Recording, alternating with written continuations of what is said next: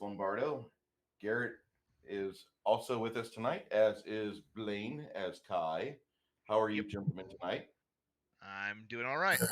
I'm tired Tired? Why are you tired, sir? because I'm in the office this week. Hmm. So I got to get up a little earlier to go to work. And then I have that nice little 20 to 25-minute drive to come back from work, and it's annoying. Prep. Yes, we're doing prep. Yeah. So, thank you, Stream Elements Bot, for running. And for those of you that are just filtering in, we thank you so much for joining us tonight. We are going to discuss just a simple, not so simple thing, and that's going to be getting ready for when that group of people hits your table, be it real or virtual. Garrett, why don't you start us off on how you prep for that magic time, if you don't mind, and take as much time as you need. Uh, I mean, it all depends. It depends on if it's something I'm running off just off the top of my head, or if it's something that I'm just that I'm actually doing like a module. A module, typically I'll read through it, a day or two beforehand, just so I've got a good idea of what's going on. If I'm doing it off the top of my head, I literally play it off of what the players want to do. I know, I know point A is where we're starting. I know point B is where we need to go. And typically, if I'm running it off the top of my head, the players will kind of guide how we get there. And I mean, with it off the top of my head, I typically don't do a lot of prep, just because it's all coming, as it's getting thrown at me. So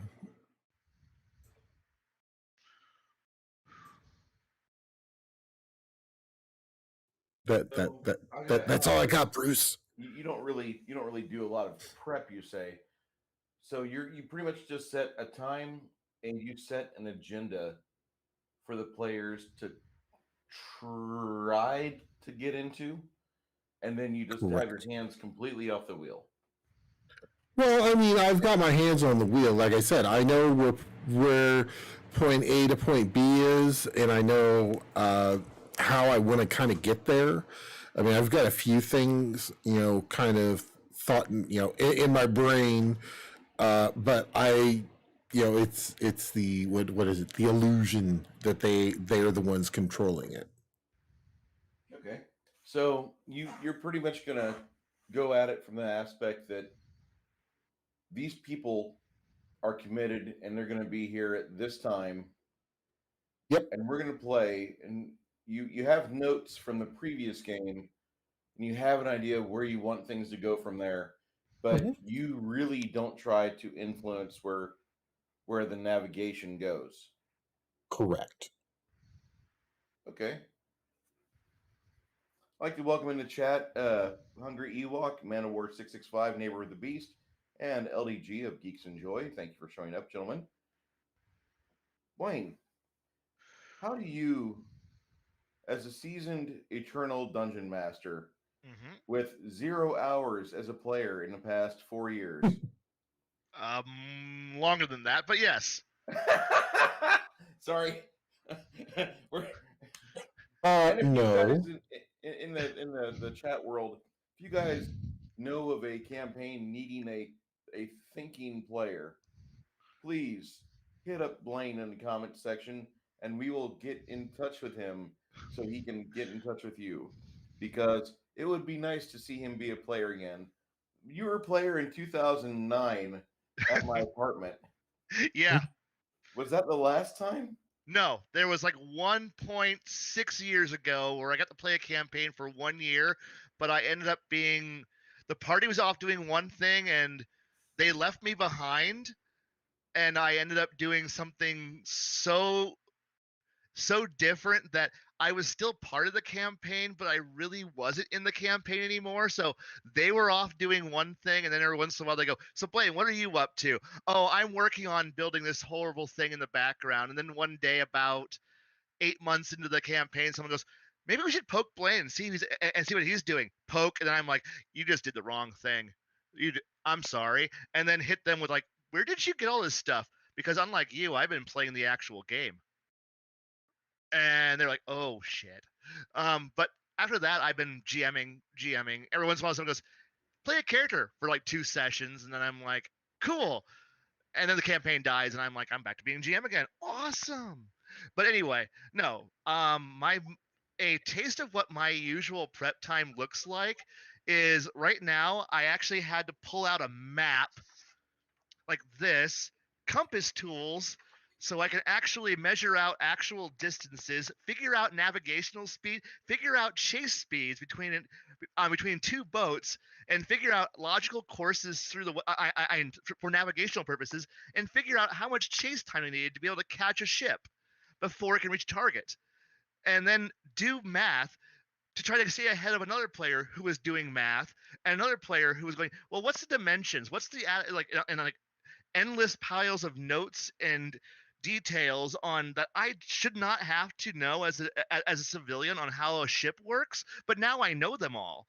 And because I need to be able to figure, because these people are like, "Well, how much will it cost to be able to do X, Y, and Z?" And I'm like, "Well, shit. I could make up some random number," but then I'm like, "No, there's real data on this.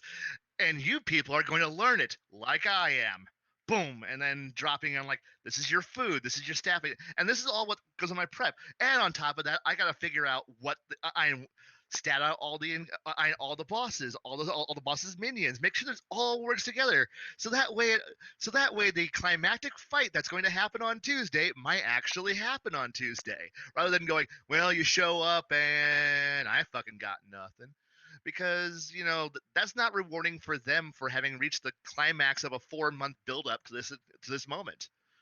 And so that's the kind of homework I do. On top of that, I also got to figure out the implications and ramifications, because of course the party goes, "We want to actually inform the authorities," and I'm like, "Well, shit, communications time, travel time, lag time, so that way I can make sure that, I'm sorry, you can't actually call in help because these people are actually 4 days away and you only got 3 days to be able to catch them.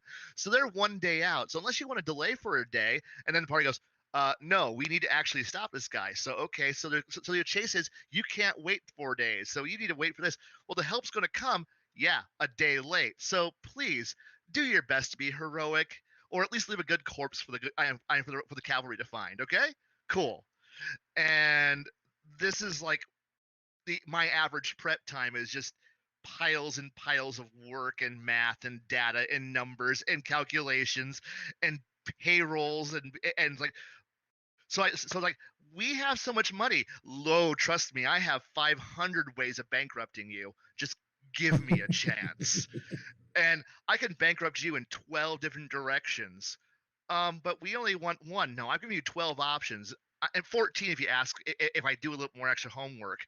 I just want to be able to make this. Little child, come with me. Mm. And that's legitimately why it's like, but since I do all this homework, it means that they feel more invested, the world seems more alive, and they're actually engaged. And because they know that there's so much more over the horizon. Like right now, they're chasing this thing down, but there's also this horrible threat that they got going of like this crime syndicate that they also kind of pissed off in their zealousness. That's also looming. That I gotta prep up because that's looming and ahead. And they're like, and as one player goes, "Could you stop throwing plot points at us?" No, no, no. All the plot points, all the time. Like, you better keep notes, because I am, and trust me, if you miss a plot point, that plot point isn't vanishing. It isn't just disappearing off into the ether. That plot point is still out there, growing malignant, and it will catch you. It will eat you if you're not paying attention to it. "Well, where'd this guy come from?" "Oh, I warned you about him like 8 months ago." "We forgot. That was 8 months ago." That's not my fault. That's not my fault. You missed it. But I warned you 4 months ago and 2 months ago. You just didn't see the threat looming. Well, we were busy. Not my problem. You have minions. They're your trip alarm. They're your trip wires. You should have put them into place. You should have used them. You should have used the intel department I gave you. Why aren't you using your intel? Because we're not smart. That's right. You're not smart, and I'm going to teach you painfully, repeatedly, until you learn. I will beat you over the head.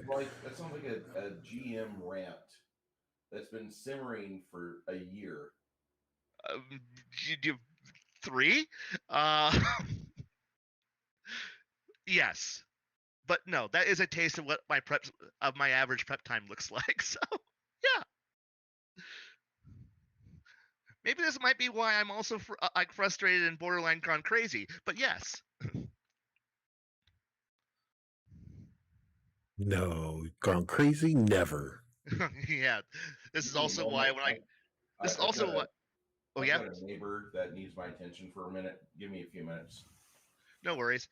But this is also why when I go play a normal D&D game, I'm also like completely at a loss because I'm like, what are you gonna do? What is there to do? The plot. Is there anything more? No, there's the plot. You should follow my breadcrumbs until you get to the plot. And I'm like, this is not engaging me. But okay, lead me. Take me to your plot. It is a simple thing. There's a door. You should take care of the door. Okay. There's some things. You should kill it. I've killed the things. And is there more? No, that's you're pushing forward the adventure. Okay, cool. Is there more? Why should there be more? I want more. I need more. Give me more. No. And that's what most GMs are like. No, this is what I've got planned. This is your amusement park ride. Get in the goddamn boat. Don't put your hands outside the boat and enjoy the ride till it reaches its conclusion. Periodically, there'll be a point where I try to kill you. You will inevitably, because you have built your character too well, because all you do is build killer NPCs who play rocket tag all day long, obviously. So therefore, you figured out optimally that one attack per round is the optimal thing because all additional attacks are all worthless. So therefore, it should you should always embody the following thing of if you aren't shooting, you should be moving. If you're not moving, you should be reloading. And continue this thing, and that's why would I want to play when I have 3 actions? Why would I want to play something that requires me to stand still, fire well, fire okay, fire ineptly, or fire once and then move, reload into cover, and then move this? I can do maximum damage. Well, I can cast 1 spell and move. Congratulations, you're not cool. You moved out of cover. You cast your spell. You're still you're vulnerable. I'm now going to snipe you. You're going to die because I'm going to hit you with more damage than you can soak, or more damage than you're going to be able to go cast through with my. Oh, I'm hurt. Therefore, I can't really cast magic. That's the whole point. And watch people fall over bleeding and dying and screaming in piles because that's what you do when you're a player. You kill people and you move on. And they're always like, why did you build a character like this? Because that's how you build a character. And they're like, but that's not fun for us people who are like sword and board characters. Like, that's not my problem. That's not my problem at all. It's like fireball, always fireball.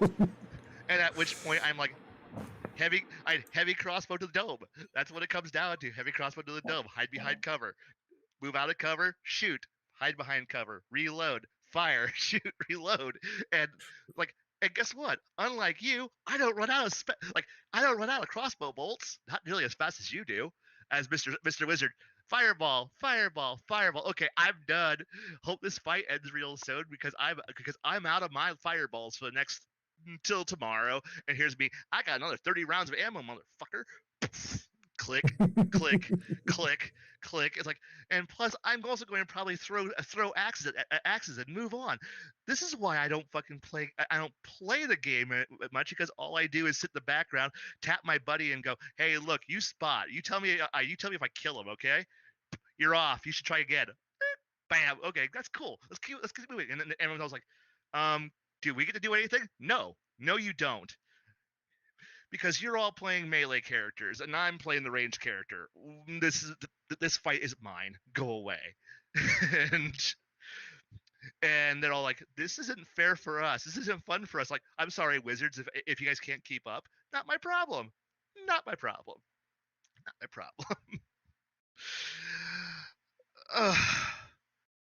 This is Oh, why you I do need breathe. Okay. No, I don't. I swear I do, but no, I don't. It's just simply I speak fast. I speak until I'm done, and I don't stop. I'm sorry. Like I said, it's just fireball, Appreciate you doing that. fireball. Nothing What's but that? fireball. There's times where you just need to really just almost anticipate for the worst possible situation, and when things start to roll, you've over prepared, you realize, and things don't really work out that way. Oh, that's it. That's the other thing I'm preparing for this thing, for this next adventure. I'm also preparing for trying to recreate the. I hope you guys can actually shoot down incoming summoned creatures, so that way to create this almost Battlestar Galactica versus a Cylon base ship fight going on. So that way there's shit flying at them that will explode if it reaches them, and they get to try to shoot down arrows as they try to close into boarding range. And I'm like, come on, try to be smart. If you're not smart, you're all going to die horribly from exploding bats. Oh, see, I had a player like that who, there was a Drake. Yes. Well, it was one single Drake whooped their ass, Oh and yeah. and then one of them got a crit on him. I was like, all right, well, because I'd already said, okay, once he drops below this amount, 3/4, he's out of there. Because I mean, think about it, a Drake, it ain't gonna stay there until it's dead. No. So it, banked and started taking off over the bay. Well, one of the players had boots of big stepping Yeah. right onto the back of the Drake. I gave him 5 rolls not to fall off this thing. Guess how many he made? 0. 4. 1. Ah. One. Ah. Because he grabbed one of the bolts that was stuck in him, and it actually did a barrel roll. To me, if a bird has something on its back, because I've seen actual birds do this. If something's chasing them or coming down on their back, they'll do a maneuver. It is a maneuver, and try to get away. But that's the whole thing, is that trying to, I kind of took real world physics into it, and he wound up falling off about 1,000-foot drop into the bay. Nice. Nice. It doesn't matter. At that point, you just go squish. Well, he was a bard. I gave him a reflex save to try to, not take as much damage as I had rolled. Because, I mean, you're falling. He's got those boots. Right. The thing is, those boots only had 3 charges, and guess what he used to get on top of that Drake? All 3 charges. Yeah. And I was like, okay, well, and then he hit the water, and then I gave him 3 rounds to pull him out, or he was dead. They reached him on round 4.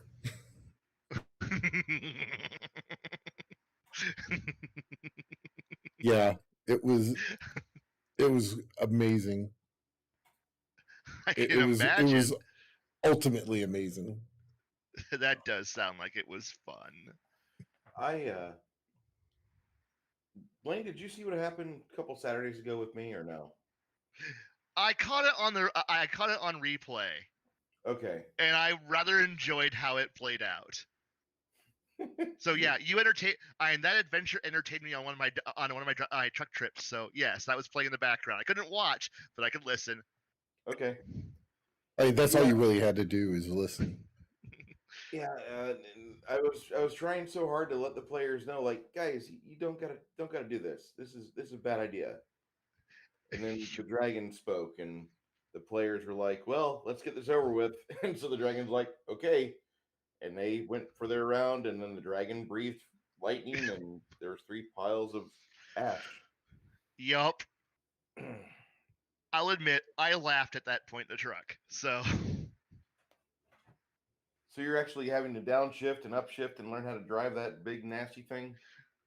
actually, I was driving a box truck that day. So yeah, I was just I had it all just playing in the background while I was laughing on the interstate. So You're welcome. mm-hmm. You were welcome.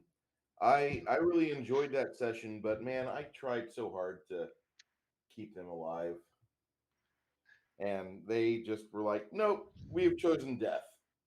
Look, there's a certain point that even if you mark the minefield saying there be mines here, they'll still walk into it. Yeah, they don't believe me. No, You they wouldn't do don't. that. No, like You last wouldn't session, do that to us. they literally walked into a place where I pretty much told them that it's going to explode, and they just went, and you wouldn't blow up the entire place on top of us. Yeah, I would. I spent like an hour warning you that it's going to explode. Everything's going to explode. The guy you're chasing is an explosives expert. He's a demolition specialist. You're going to die. And they walked in going anyway, going, we're just going to loot his his laboratory that he's abandoning. I'm like, okay, bye. Click. Yeah, and I see the players doing the things they do after they've had ample warning, and they think they can beat the odds. We're heroes. We would never die. Oh God. Uh-huh. No, we had one of those already. Yes. I almost want to borrow Carl and Robert from Illinois and bring them down here to teach the players some lessons. But I don't think I could do that because Robert would start looking around, asking people questions, and he'd be like, "Are you guys hiring? Are you guys hiring?" And then, he'd drag his wife down here and she'd be like, "Oh my God, it's warm." And they would stay. And Illinois would lose a qualified guy for whatever he does. He's back in teaching again, right? Mm-hmm. He is. Proud of him. Tim Christ says, I took an idea I got from Knights at the dinner table. I had a door labeled the room. This door leads to certain death, and half the party still walked into it. Yeah. Yeah. What is it? The room with the orc holding the pie? That is the world's smallest dungeon. Mm-hmm. But the good thing is the pie is delicious. Yeah. Tastes like shit. And you're right. Shit pie. And Tim Christ is right about some players don't believe there's a box. Yeah, you're right there. Some players don't. Unfortunately, sometimes they're wrong. Sometimes the world is flat, and going off the edge is death. You really shouldn't sometimes. Hey, awesome one, how you doing? For my games, I typically will just listen to the stream before, and I'll listen to what the players did. I'll write down about 4 bullet points, and then I go with it. I don't even I'll have like some adventure paths in front of me or other stuff I can borrow material from. I'll have my bestiaries, my NPC codexes, all that in front of me. And I try to hide the books like Ultimate Equipment and like all the shit that the players should never get their hands on, but Paizo published it anyway. Yep. For some odd reason, they seem to think like, oh, we need to have the entire world open to us. Oh, I'm sorry. There's no one that can craft that in this town. Your sword is in another castle. Yeah, your sword's in another castle, Mario. Sorry about that. Oh, and to prove the level of weirdness I am on measuring distances on a globe, yes, I have painted my entire world on a globe so I can measure out distances between locations. Hold that up again. Is that what, 4 inches diameter? Yeah. There it is. Yep. Dude. And yep, got poles are in there. Everything's the entire planet. All the major cities are all located on there. I'm trying to find a bigger empty globe so I can paint this on a much bigger globe, but that's gonna take time. And yes, string and a ruler and figuring out exact distances on a globe. It's fun. And people are like, well, what's our flight time? I don't know. Let me get out the map, the globe, and measure. What? You're not using a flat map? No, that's not real distance at all. I'm sorry. I'm trying not to chortle here. I'm trying not to laugh like Cthulhu when he first walks in the portal. Be like, oh. No, I'm serious. Players would think like, no, you've already got this all planned out, because like they think in their head like everything's cosmopolitan. It's just a power. It's just a level 5 spell away. We can do this. And you're like, hold on. There's a science to this. There is science. I've got to be accurate. And the bad part is that when you got a table where a bunch of people are engineers or want to be engineers, and somebody goes, I want to go into space, and suddenly people are going, ballistics. Careful, ballistics. And we start figuring out orbital calculations and figuring out times and fall distances at where apogee is and how far you're going to fall and where. And be like, what are you doing? Figuring out how far your corpse lands. And where. And then having one person at the table goes, can we ask, what's the prevailing winds? Which direction does the jet stream blow in? Is there any like local storm clouds in the area? Why? This might blow off the reentry angle on where he dies at. And like, why? Because we want to know where his gear is, so we can pick up his body. Are you gonna bring me back to life? No, we're not going to bring you back to life. We just want to know where your stuff is. We are going to be loot goblins. That's all it is to it. Stupid people don't get to come back. Stupid people don't get to keep their stuff. Pretty much. So, but yeah, like when I, and I've mentioned this before, a lot of the stuff that I do, because I do read a bunch of sci-fi. I also read, not high fantasy, but fantasy. And I pull a lot of stuff out of that. Oh yeah. There was a series I was reading called Bubba the Monster Hunter, and okay. And me, I saw that, and not ever hearing of this before, I thought it was related to Monster Hunter International. Okay. It was not. All right. It was a hillbilly that was tasked by the Catholic Church to go and kill monsters. Was it at least fun to read? Oh, it was amazing to read. Okay, that's the important part. They had a whole thing with and that's one reason why I wanted to take them into a Fey realm, is because I just finished that. So the first person they meet is the Puck. All right. The first person they meet is what? Puck. Oh God. Yes. And the way I had him, he was the messenger between the two courts, because his kingdom lies right in between them. Oh, okay. He is the king of the Lost Lands and the Lost and Deadlands. All right, I can see that. And basically, once they traversed back into the realm of winter, they came across a wolf, and it was running toward them. The party freaked out and killed it. All right. The person that got the last kill looked, and it had a ice blue collar around its neck. Unfortunately, that player failed the compulsion check to put it on. I can see fun happening here. Oh, yeah. She then became Nab's Queen Nab's puppy. Oh, we also had another one when they met the puck. They all introduced themselves, and the bard introduced herself and it says "at your service." And I stopped. I stopped the game. I said, "You don't really want to use those words, right?" And the rest of the party was, and the rest of the party goes, "No."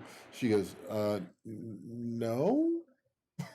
I feel I have made a mistake. Can I retract Yes. that? Yeah. Well, that player in particular had never read anything about the Fae. You know, a lot of the background of it. They had no clue. She's very new to gaming. Hey, So I gave her the mulligan on that one. So then you did the right thing. I mean, yeah, like you don't punish the new people for making mistakes. You punish the veterans for making the mistakes. exactly. And basically, I told her, I said, you never want to use those words to a Fae, especially a Fae Lord, Yes. because he will tell you to come stand over here, and you will come stand over there. And actually, I did that whole thing where come stand over here, and I go, now you want to retract that, right? The at your service. Yes. Yeah. Yes. Yes. So yeah, and truthfully, you can take any type of fluff from anything else, even if it's out of genre, and throw it in there. I mean, hell, I had Harry Dresden as the Winter Knight in Nab's Court. And it was, and it wound up being really cool because we had a wizard, a gnome wizard, and he was casting. They had a press off, and yeah, it was pretty spell off basically, and yeah, it was kind of cool because then they got in a whole discussion about talking about how the gnome could cast without saying anything. There's just hand signs. And he said, "I've never seen that." So I mean, it opened up. I think a lot more fun uh, for the actual players. If you if you know, and truthfully, I just finished Monster Hunter International, the last book, and there's one thing in there that they say about hunters. This does not give anything away from the books. Is that hunters have to have flexible minds. And truthfully, I think the players, when they're sitting at a table, they also have to have flexible minds about what they have. So, it's that's the big thing, is trying to make sure that they're not so, rigid at your table, that they're, they're what I like to call the rules lawyer. Even the rules lawyer can have the flexible mind about things. Oh yeah. And that's exactly what I try to shoot for, because I tend to try to take the rules lawyers down a little bit. That's just me. I've actually kind of I would like to go after my rules lawyers, but when they're being obnoxious about it. But I also like when the rules lawyers use their powers of evil for good. When Wait, it's like, when you say the rule lawyers use their power of evil for good, you realize you just said that. yes, I did. Okay. But the thing is that I have somebody at my table where he is a king rule lawyer. He likes that the engine has to at least support what you want to do. So I had he is almost my governor. If I'm able to run without a governor, I will just strange things will happen because I will play at exalted level no matter what game engine I'm playing in. It will be over the top heroics. You will be playing Chinese kung fu, wire fu. Hong Kong cinema from the 80s over the topness, and then he's sitting there going, "No, we're playing Dungeons and Dragons, man. You gotta like, there are rules," and I'm like, "I hate rules." God. And then he goes, "Now let's play with the actual rules," and I'm like, reality and rules suck." And he goes, "Yeah, I know, but let's see what we can do." He's my co-GM, and so when everybody else goes, "I have a stupid idea, I want to do this," and he will like literally lasso them, drag them into the I'm back down and go, "Now let's go see what the rules let you do." And then you find out that what what you think actually has rules. It has somebody's already thought of this. Somebody's actually wrote this all out. It may not be as awesome as you thought, but then you realize everybody else is also operating on this. So if you just take what you thought was amazing and then just lower it down a little bit, you can still be amazing as long as everybody's on the same level.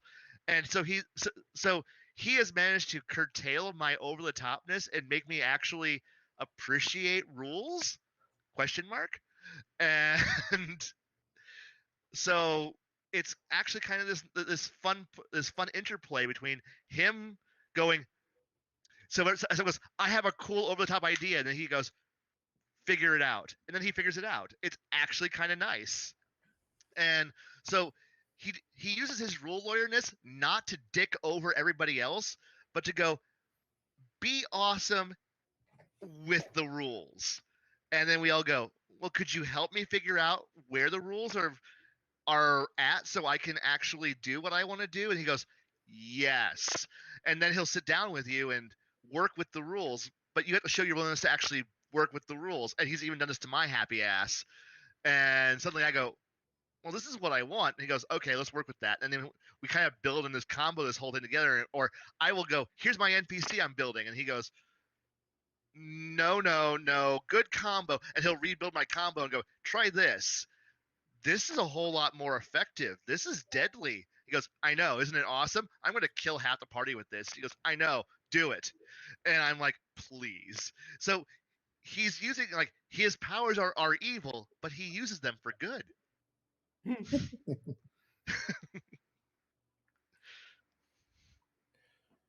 Also, if you guys like what we're talking about, go ahead, give us a like, share our content. If you want to subscribe, that's great.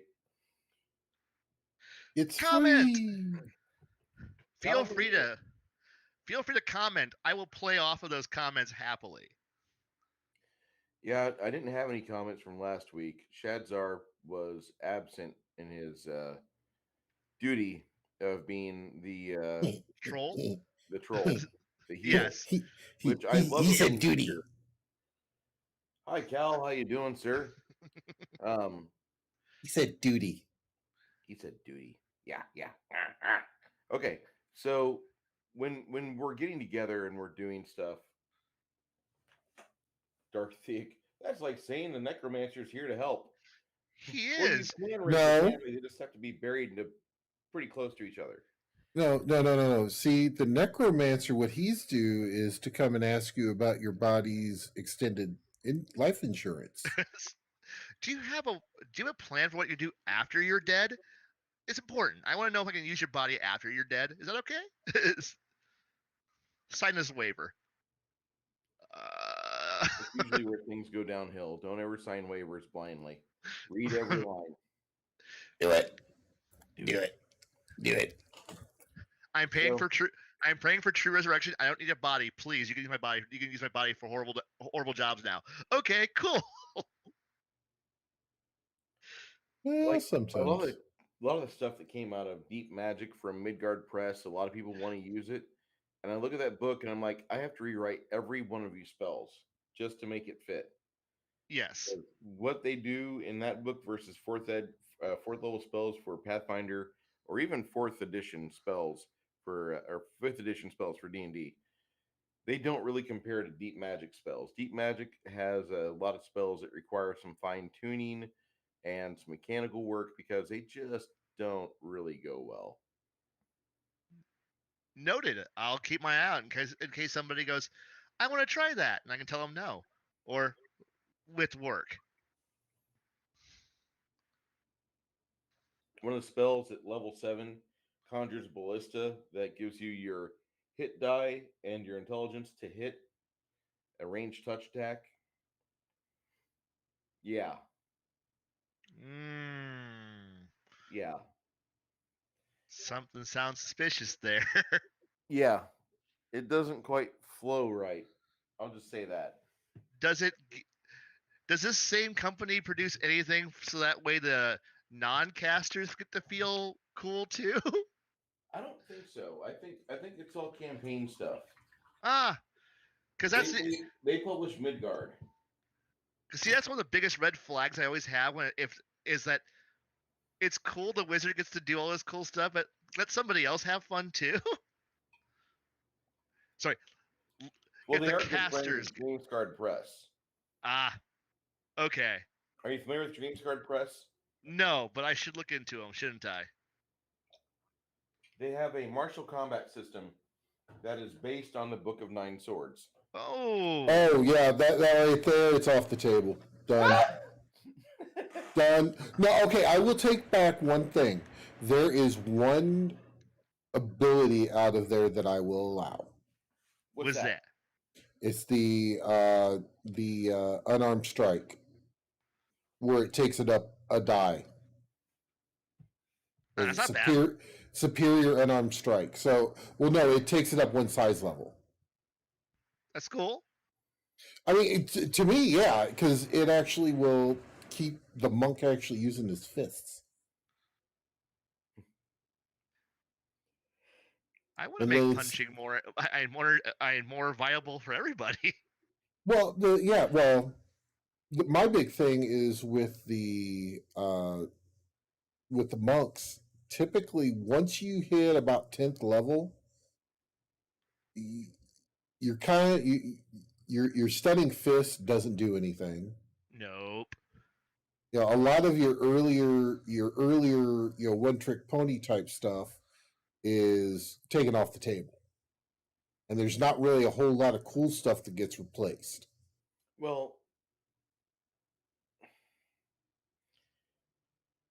I we talked about this a little bit last night in Max's stream, I and we were missed the talking. first 2 hours of that. I'm sorry. You're good. Yeah, I after Heathen Dogs, after I gave the money that I gave, I'm like, my brain was going to explode, so I had to So do some refresher other would be stuff. nice. Well, basically, what Max and I agreed with is that you should never not be pulling things that you like at the table from other games. Like, say, say fourth edition Shadowrun had some really good skill usages, and you want to bring those into your D20 Modern. And if you can figure out how to bridge that gap between the mechanics, do it. It's not hard. It's not. No, it's not. It's not impossible. And No. truthfully, for most of the major stuff, they've got uh, conversions. Exactly. I And go ahead. I laughingly joked because of all the April Fool's jokes that Catalyst Labs has put out over the years.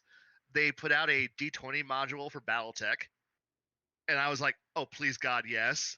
And then but then they also put out a conversion to convert Shadowrun into BattleTech. I'm like, "Oh, so I can now bounce between all these conversion rules, and now I can convert this into this and this and this." And someone's like, "Could you shut up now?" Like, no, no. I'm going to have a Shadowrun mage running around now. Thank you very much. And they're like, "You can't do that." I can now. And they're Oops, like, a portal spell screwed up. up. A He portal just took out spell. an atlas. And that's what, and someone goes, that, so you're telling me that thing over there, thump, thump, thump. I think it's a little higher, CR, a little higher than what you can deal with, but go ahead, try. And they're like, "Oh, this isn't fun for us." I'm like, "It's fun for me." And Well, it's always yeah. that, Go ahead. and Go ahead. just having that little thing in the background going, saying, "Please think you're the greatest thing in the entire universe. Please, I have bigger toys I can pull out at any moment, happily." And that includes the Traveler D20 conversion. So please, just try something stupid, and I will do all the conversion work. Please. Oh, I went to Pac-Man Yes. with the what is it? With the spinal mount. Yes. What happened? I can't remember the name of the ship, but it literally looks like a Pac-Man. Yep. It's hilarious. And it I has love it. a spinal mounted gun that is just crazy. It's Yeah. crazy damage. And then when I had somebody go, wait, you can wait, D20 traveler, I'm like, wait, do you want to make your character via life path? And they're like, uh-oh, no, I don't. No, I don't. I'm like, yes, you do. Yes, you do. And they all look at me like, please, could you just stop? Can we just like be normal? No, normal. I'm thinking of that meme where the kid's in the back seat screaming, "Ah!" and the mom is going, "Why can't you be normal?" Like, look, as I from GMing for so long and having to run with D20 game engines, be it 3.5, 4th, 5th, Pathfinder 1, Pathfinder 2, I'm at the point now where I will be normal because that's what everybody expects. But boy, if you let me just get off the leash for 2 seconds, I'm going to run and you're not going to catch me again. And I'm going to do something horrifying and you're just going to be like, could you just not? I'm bored. You want to run? No, I don't trust you. Good. Then you guys endure me. Could you just like be normal again? Okay, fine. But if you guys start going out of the line and start asking me weird stuff, trust me, I'm already prepared for this. I'm ready for this. I want it. So if I ask for, I already have 5 modules written. I don't feel safe anymore. No, you shouldn't feel safe. But it'll be fun.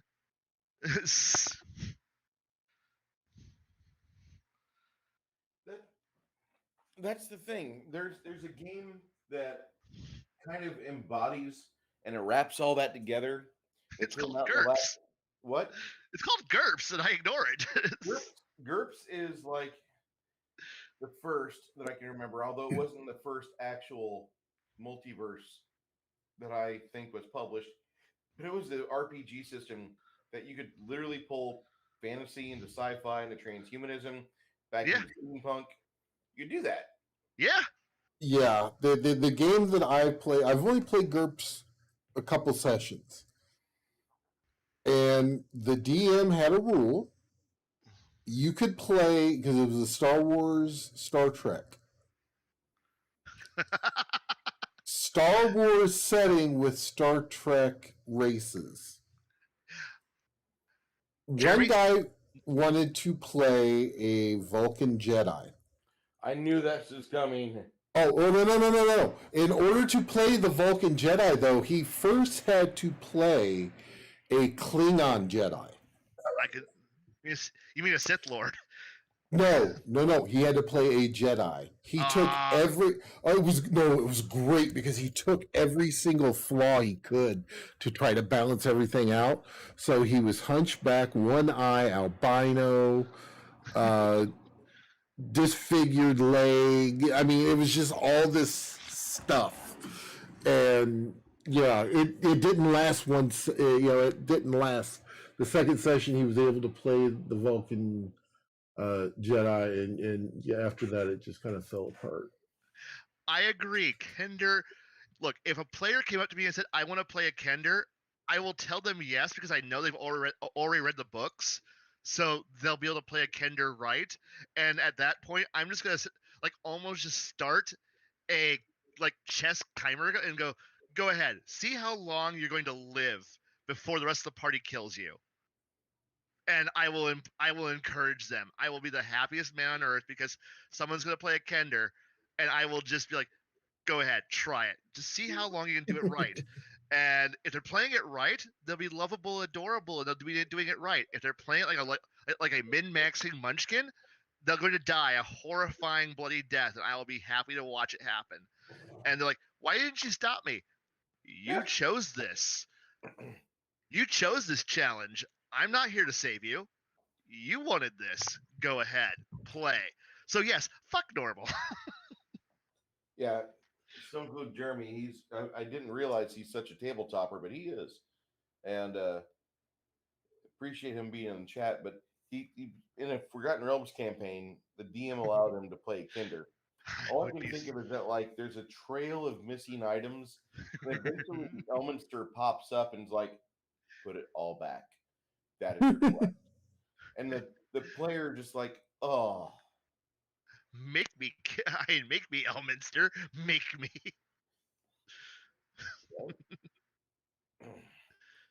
Yeah, but that makes for an interesting campaign. Putting Kinders outside their normal Yes. area. I'm not all for putting characters outside their homeland areas into other campaigns. Like, oh, I've got a Forgotten Realms game, but you want to play an Forged? Go ahead. No, I'm not into that. No, it has to be within reason. But the thing is, Yeah, Kender are close enough to halflings that you could actually justify one showing up. I Yeah. guess. And plus, for some reason, players have to be some elf plus flavor, temperature, location. And it's like, are you I don't know, what kind of elf are you? What color, skin, hair, night, high, day, dawn, super gray? What elf are you again? You're an elf. Okay, cool. I don't even care what book you came out of, because obviously you're just some kind of weird elf flavor You're thing. you're a weird hybrid.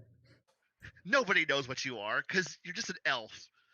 But I'm a special elf, I'm sure. It's like saying you're a special human too. I don't care. They're so damn common.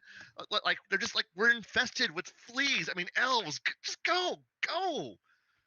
Ah, you might as well just run an entire elf campaign where everybody's just playing their own different race of elf. It's just like an elf UN that's happening over here, and they just all kind of wander around. Because if you, for some reason, players without talking to each other will all make elves. Why? Because we all have low light vision. So we don't have to worry about torches. Okay. And we're all long lived. Okay. And we get this and this and this. Oh, fuck.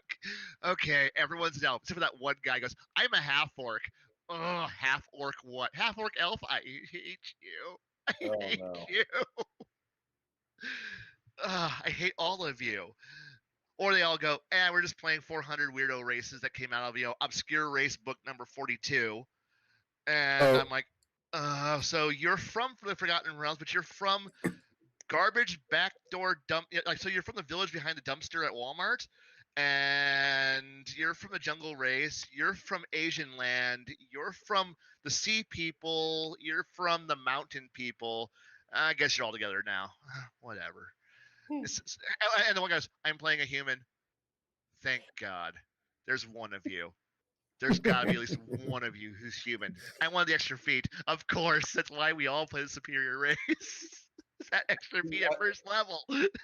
I love the Forgotten, or not Forgotten. I love the Lost Lands main campaign book. I have the world book for that, and even World Anvil has all the different race things that you can get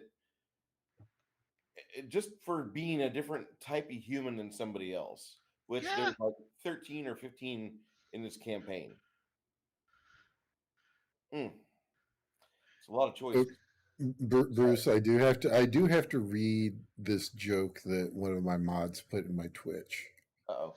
Go ahead. Oh no. Go I, ahead. I went to my premature ejaculators help club today. Apparently, the meeting is tomorrow. Okay. Wow. I'm okay with that one. That one flies. Yeah. There's some good dad jokes out there. Oh, well, this one's even better because it's an English dad joke because he's from England. I don't know. Even though it's like almost 2:30 in the morning. That's okay. It's only 8:30 here. What are you talking about? I'm talking in the UK. Oh, that's true. Hello, UK people. We hope you are watching this and enjoying it, be it after the stream or during.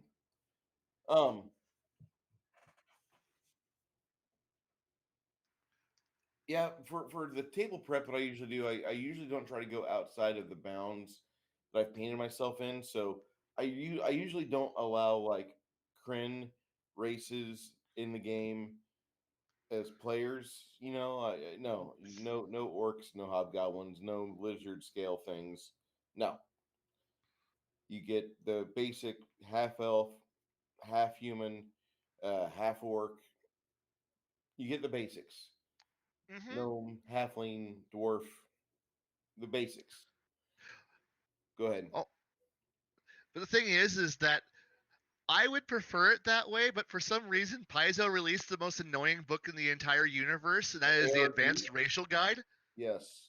and a book that I wish I could just like, go back in time and like kick that guy in the shin before it went to the printer, and just prevent it from reaching there. Because now every player goes, so I'm playing a variant human that has this cool other ability and other ability. I'm like, that's not a human anymore, but it's a special human thing that because I'm playing racial combination points, it allows me to be this weird thing, and it's in the official rules. So can I use them? No. No, but please, No. no.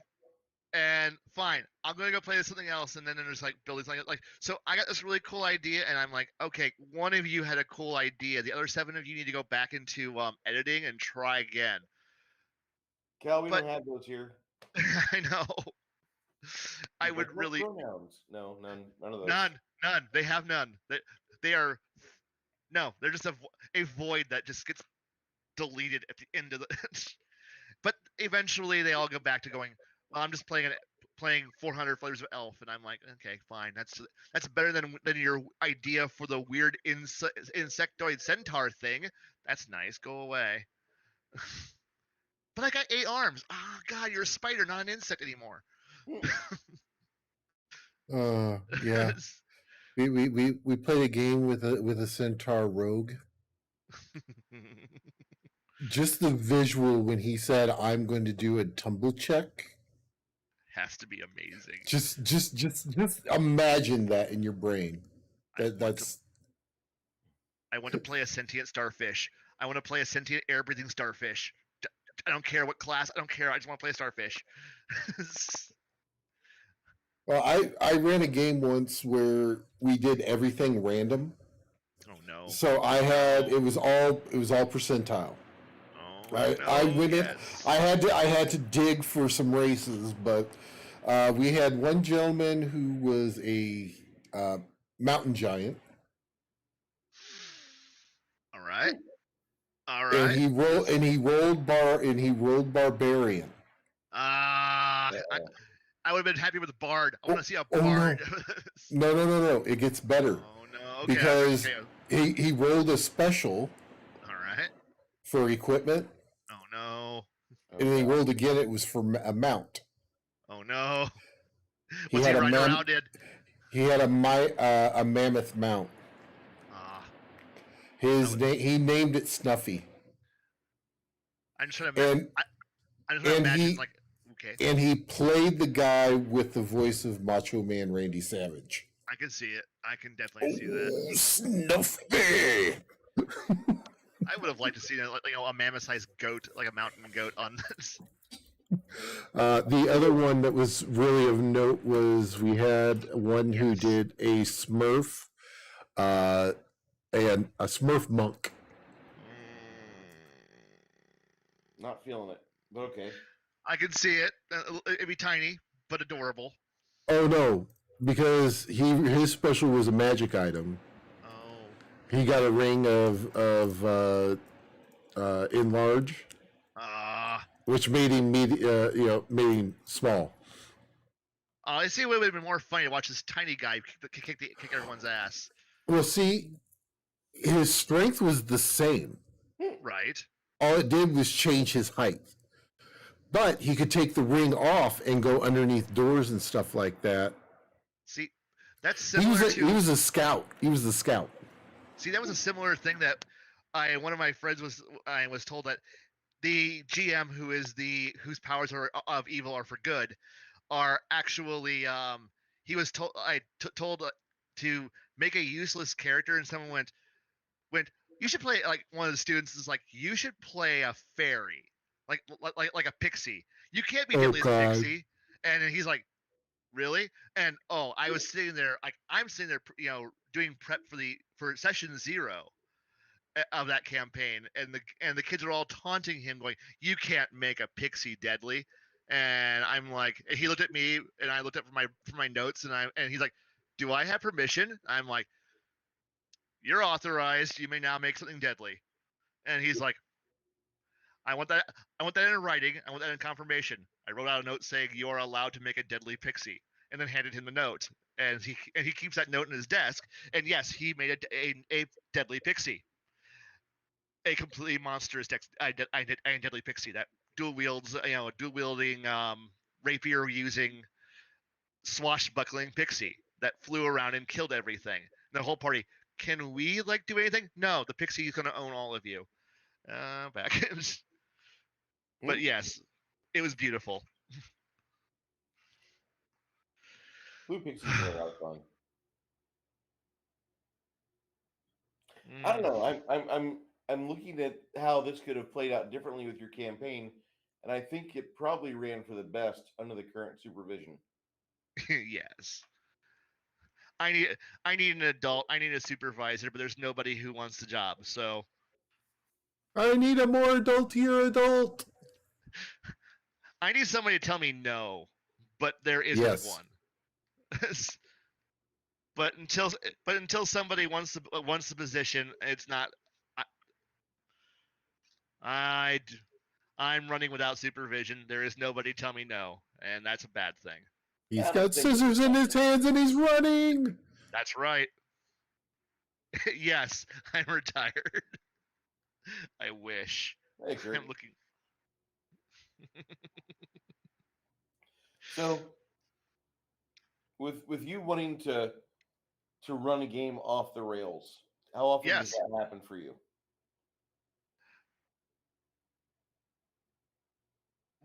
Once in a blue moon.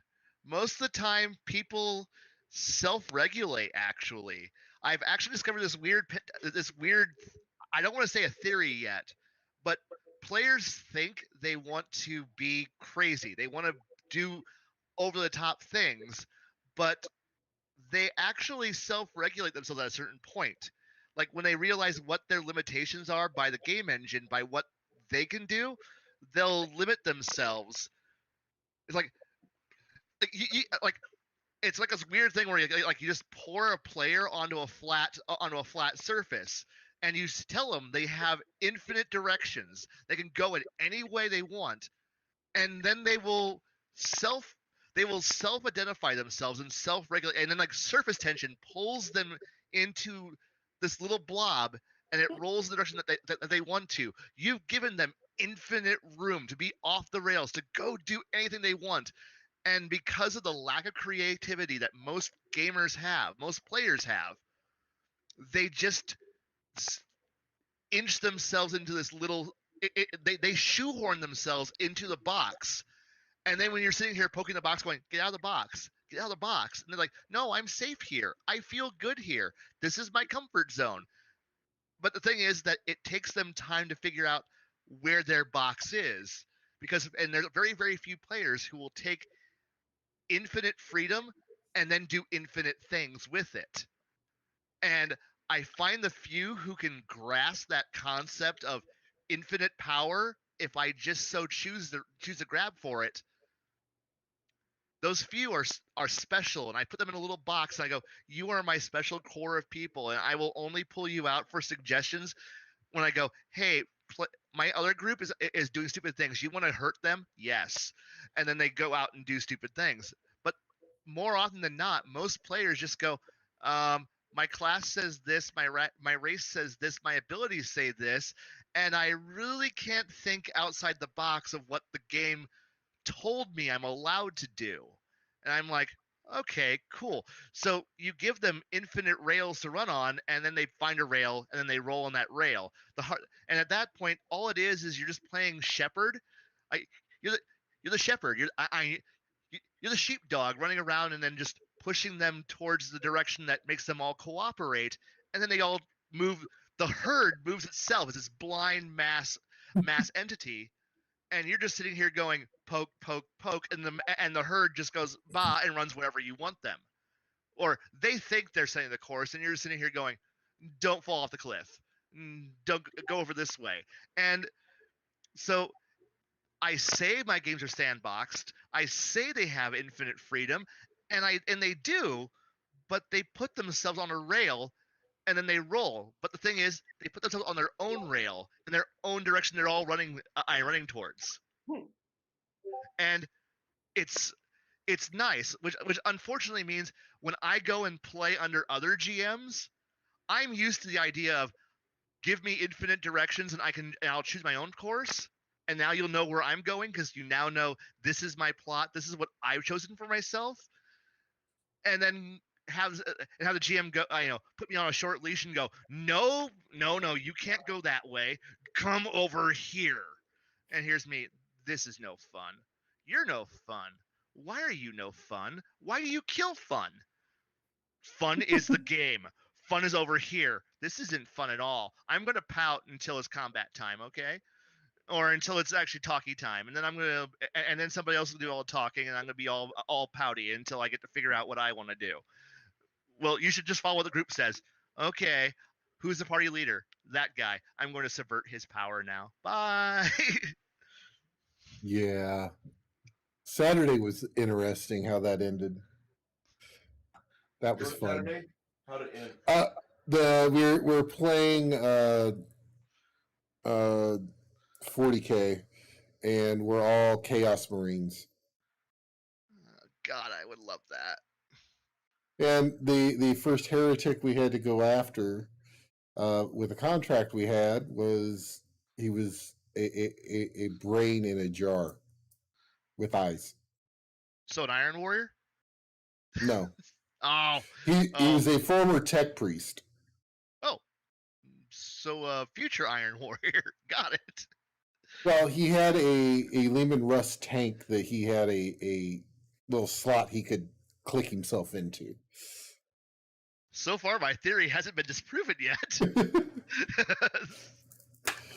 And he made the mistake of I made a hell of a roll and got control of some of his robot sentries. Okay. And used 900 of them to take him down. As an Iron Hands player, I completely approve of this. This is a good combo.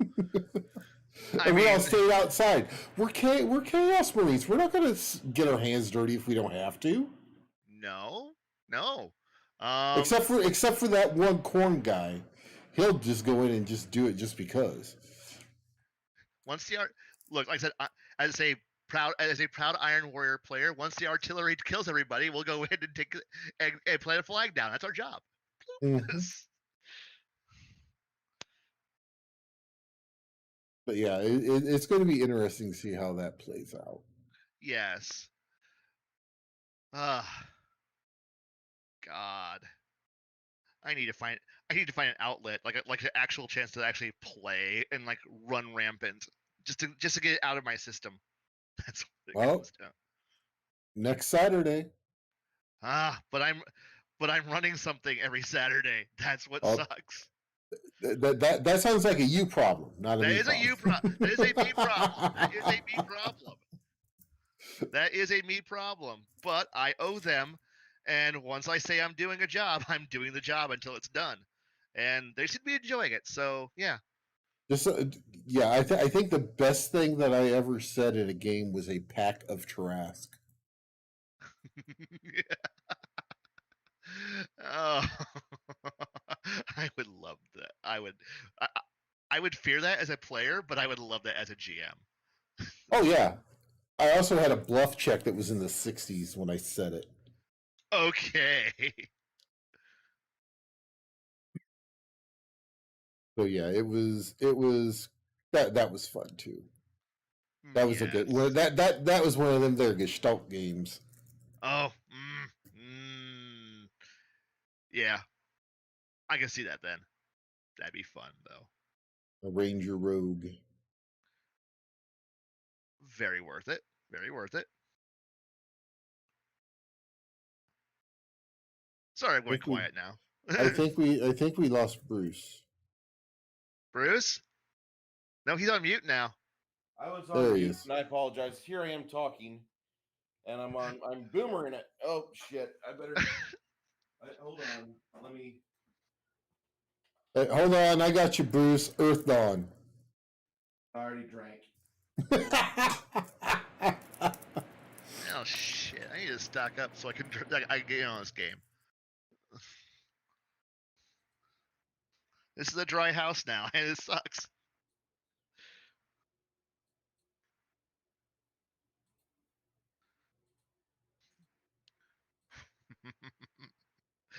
Sorry for the dead air, but yes. It's all right. Oh, we got. Bruce, you're sharing your screen. Yeah, I know.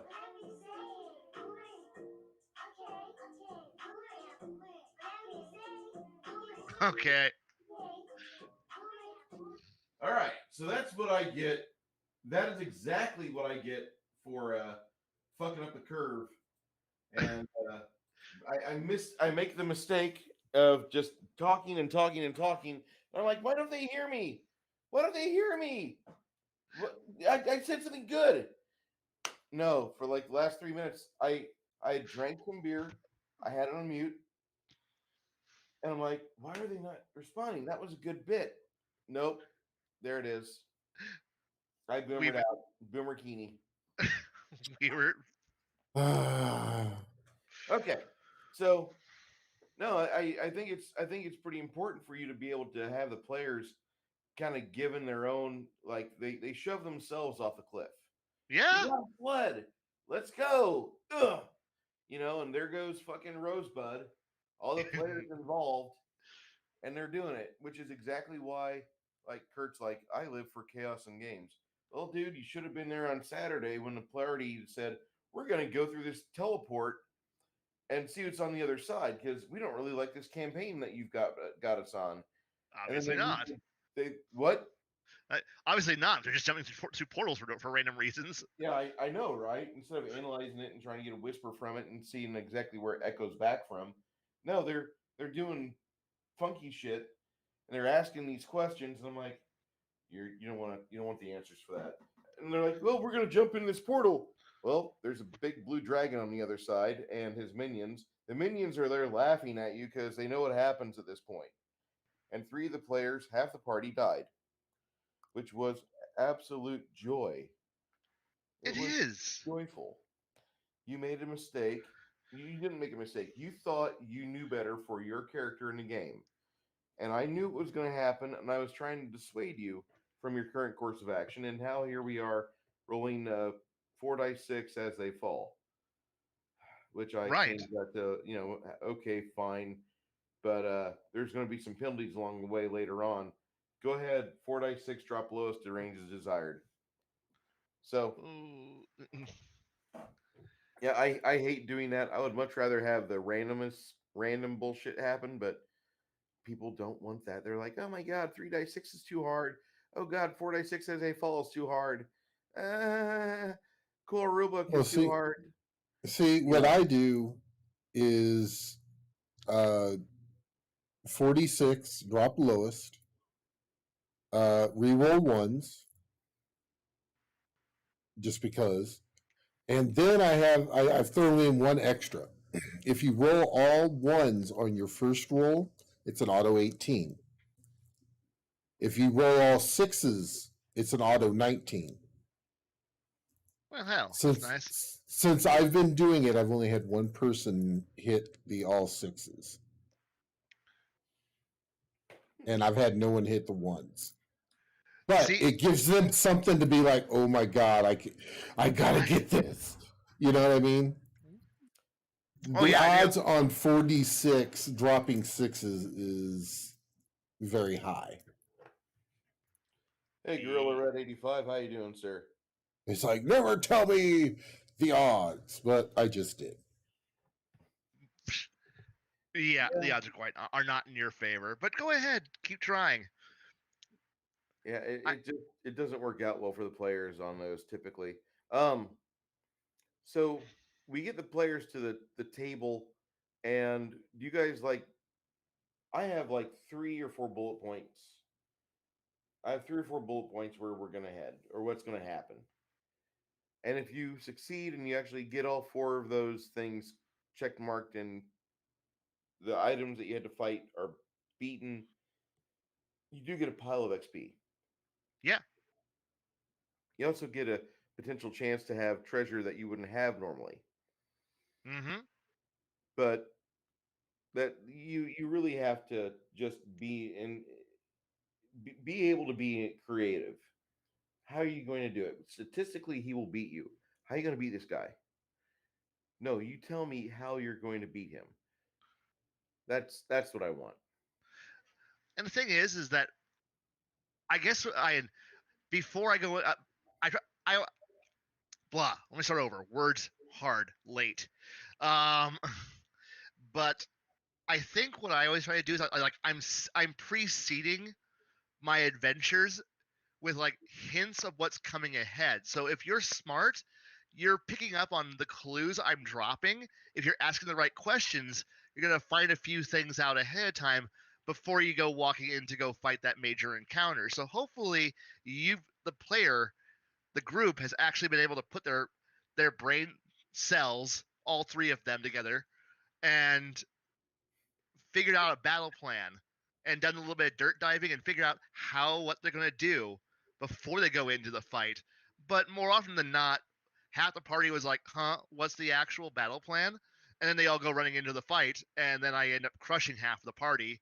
They're all bleeding. Leroy Jenkins. I'm sorry, but you can have the best plan you can ever have going And then in. and All plans go out the door with first contact with the enemy. and they do, because I think I think over the years I've had like the party put together all the clues well enough, like on 3 occasions, to make the fight actually easy. So there's always a Uh-huh. variable that they miss. There's always a point where the plan fails. And I like that point when they go in and the plan starts to work, and then some some detail that I've already warned them is out there happens, and suddenly they're like, wait, we weren't prepared for that. Well, yes, but no. Here comes here comes the pain, and then watch them adapt, and it's fun to challenge them and see where that adaptation goes.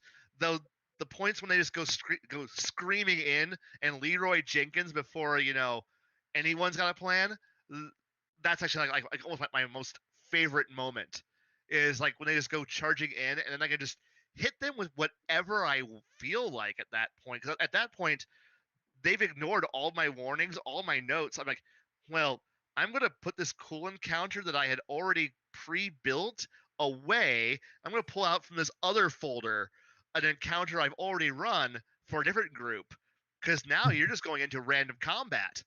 I'm just going to pull a random monster out of my 21 folders of encounters that I've created for myself over the years. And now you're going to go up against this encounter. It's a lot different than what you planned.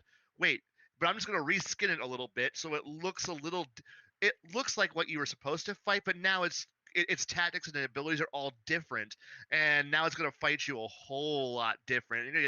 Much more of a butt kicking than you planned, because you're all just going in there blindly going, "We're all tough adventurers. We can handle this." And no, you don't. Which is also why I because there's always that one player who goes, "Hey, can I go in there and do like recon? Sneak in, do some observations, scout, spy on them." And it's always the worst player, because you never have the most intelligent player play the rogue for some reason, and I don't know why. Because it should be your smartest player, because they have no magic, no major combat abilities. They're supposed to be smart. Go in there, figure out what's going on, but instead you always get your rogue played by, I don't know, the worst person possible, and they just go in there, go, well, now I'm in there. What do I see? This is what you do. I'm going to ask absolutely no important questions, gather no important information, and I'm going to go steal a major artifact from the room. Why? Well, I now know there's like 5 dudes in there. Do you want any other information? No. But I see a shiny. I want the shiny. I'm going for the shiny. And then the whole fight gets started early because the rogue is out of position. He tricked off the entire encounter, and you're like, why must you suck so badly? And now I can have fun running. But if they've actually like put together at least half of my encounter, cool. Now it's interesting, and I get to play, and they get to play, and it's this cool little interplay going on here because it's a game now, and it works. But only a few players have figured out that I do have 20-something folders of stuff I've written for myself to kill them with.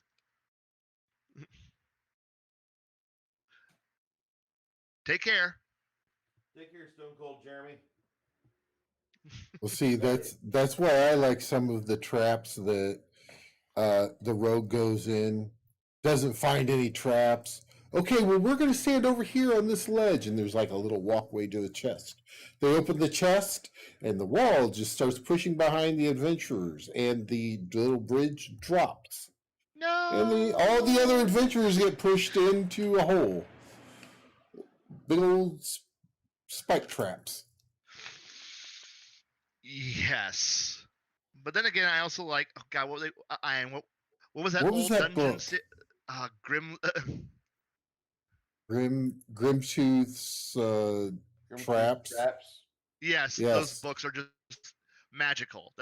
They still hold up after all these years. So Well, there's no Yeah. mechanics from first ed or basic in there when No, they they're were just- written, and it's just here's how the trap is designed. Here's what happens. Here's how you here's what you need to probably do on the way as you execute it. yeah, and it's a those books are some of the most beautiful resources ever written, and they still hold up to this day.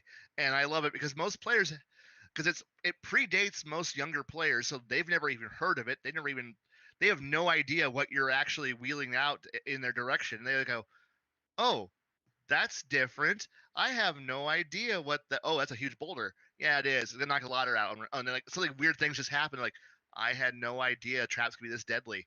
No, you didn't, did you? Yes. And You know, yes, thinking they're just spike traps or That's- pressure plate traps. Nope. nope. And will they pray to be saved? No. No, they won't. Oh, they can pray, but they're not going to be saved. But yeah, but I save those for only special occasions because players don't always need to be hit, over the head with a freight train, even though you want to. Every time. Oh, every single time. Oh, it's so frustrating, but I love it.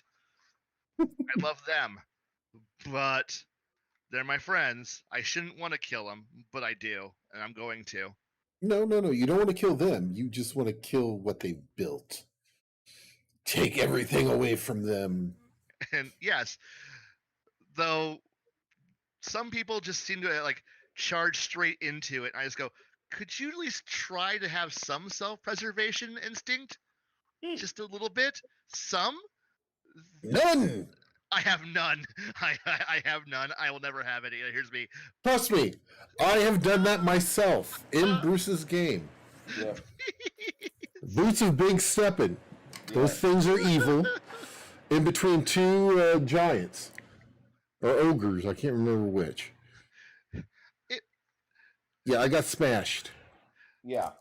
There I is a love that. part of me that there's just a part of me that just kind of wants to see somebody have some sense of self-preservation somewhere in their core of like I want I understand we're playing a role-playing game that you can just die and make a new character, but as I want to tell some players, part of me wants to go, yes, you're a sheet of paper, but if you're thinking about how your character is living, do you really want to die? And then at which point one player goes, yes, I want to die, and I want to experience it. I'm like, stop playing my game. I don't want to, your character does not want to die. You don't want to die. You want to survive this encounter. You might want to spend all your wealth. Try to not die. And then I'm actively seeking to die now. Oh, come the fuck on. Ugh. So what you do is you get him to the brink of death, and then all of a sudden, save him. Yep.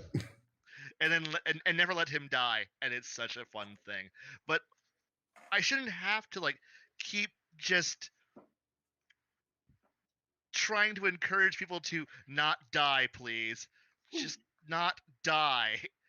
Or that's when you give them like an intelligent weapon or something like that that will at one eight when he hit it as he goes past that 1 HP, it casts stabilize automatically. No, I'm gonna live. Yes, you will. No, I want to die. Please, I want to make a new character. No, because you told me you want to make a new character, I'm going to ensure that you never die. And on top of that, not only will that character not die, but he'll be taken prisoner, and you have to. That's how you're going to be playing that character now.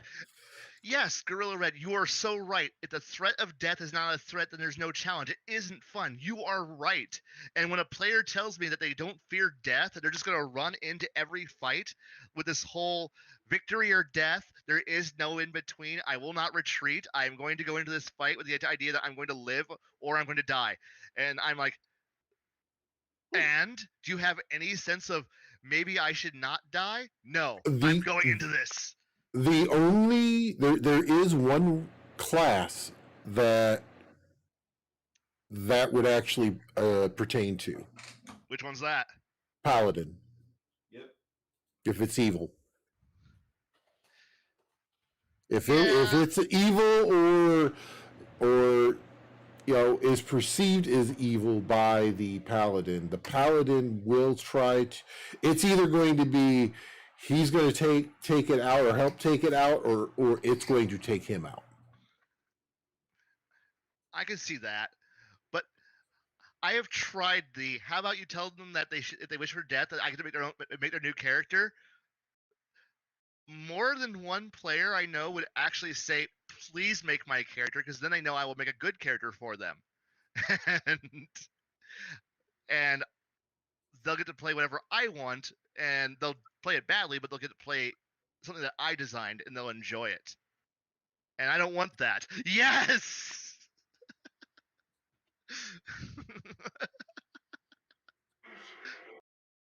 I'm going to mute that.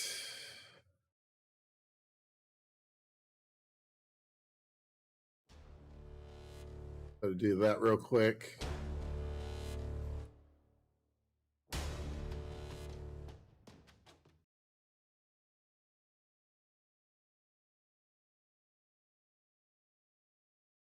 All right, turn that off, Bruce. You're going to get me demonetized.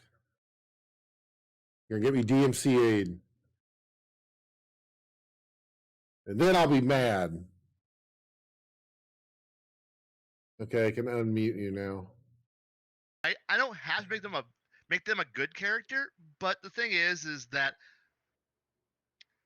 making them play in confidence just makes them want to die more, and I'm like, it's just this weird balancing act that I just don't want to get into that fight, and it's just easier to let it just go. And I just put them in a little bubble wrap box and let them and just ignore them. It's just like whenever any fight happens, I'm just always just like, and they go fight everybody else but you. But I'm bored. I want to fight. I don't care. You've got no zeal. They can just sense your apathy and go, ew, ew, ew. It's a doomer. I don't want to deal with this, and they go somewhere else. And if we do get DMCA, guys, just hang out for a few minutes. It'll go black screen, and then we'll come back. That's how it usually works. Well, maybe for you. Oh yeah, you're streaming on other platforms, right? Oh, how terrible! I know, right? I just like that scene because that scene there, the guy is so committed to his mission, and when he fails it, he accepts the consequences. Oh yeah, never happens in movies anymore. It's like now, in a cool moment, like a climax of a story, I like that. But when you go into every fight, every encounter with this idea of victory or death, and there's no thought of self-preservation, no thought of maybe I can actually come back tomorrow and kill you later, or maybe I shouldn't expend all my resources and live to see another day. No, when they all go in with this Klingon victory or death mentality. I'm like, even the Klingons know how to run away. Damn it! No. True story. Yeah, I know. I just think that's a really cool movie, and it is. it's one of those movies that you need to watch every 6 months or so. About once a No. year. It's Yeah, on my about year once a list. year. It's right there on my list with Big Trouble in Little China. So, but Yeah, I watch that movie about yearly. yeah, We actually did a stream about that movie, like the 30. Yeah, it is the 35-year movie anniversary for Big Trouble in Little China, or it was something like that. yeah, And it was crazy because, like, when you think about it, that movie is that old. it And is. then you start getting butthurt, and then it's like, well, don't worry, kids. Aliens is just as old as that movie is, and Predator's 1 year less. You're old. Yeah, we are. Yeah, we are. I'm not old. Get off my lawn. Yes, So- I'm old. So I just, whenever it comes time to, we're gonna get the game going. We're gonna get everything started. Recognize what your players are doing, because they're most time players going to be on time. Yeah. So reward them by getting the game started on time as well. Talk with them about what's going on between sessions, just to clarify some things. And then what I always like to do is the day before, I'll watch this stream or watch the last hour of the stream, and just listen for what was said, what was going on, what was in their heads. Like, I'm gonna have to do this in another week where I have to watch this stream, and I'm gonna write down things that happened, names that were said, because a lot of times whenever I do this, I don't do this to where I've got a plan ahead. I have bullet points. These are what's going to happen, Yeah. and I fuck up because I don't take the best notes. So I need to learn how to do that. So this looks a little bit more natural. But that's just something that I, as a GM, I fail to do. And I fail to do a lot of good things as a GM. I'll say that. But to keep a table going, just honor your friends, honor the people that sit down at the table, take good notes, and Yeah. offer callbacks to those things. Yeah. Well, I- another thing that I do in regards to like notes, I will open up the next session with, okay, so who remembers what happens last time? That's a trick right Because then you're also finding out who's actually paying attention. there. Yep. And I also truthfully, they may actually throw some names at you that, like you said, you may have forgotten, Oh yeah. and then you're like, oh crap, yeah.